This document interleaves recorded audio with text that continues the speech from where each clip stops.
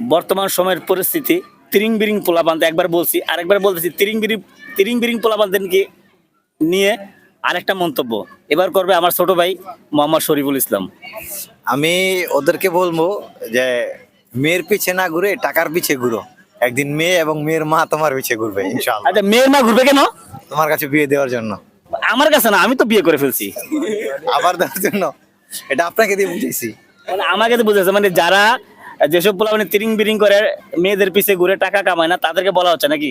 আহা, টাকা মেয়েদের পিছে ঘুরে সময় সময় নষ্ট করতেছে, টাকা নষ্ট করতেছে, তাদের উদ্দেশ্যে বললাম যে মেয়েদের ঠিক পিছে আছে। না ঘুরে টাকা ইনকাম করো, একদিন মেয়ে এবং মেয়ের মা তোমার পিছে ঘুরবে ইনশাআল্লাহ।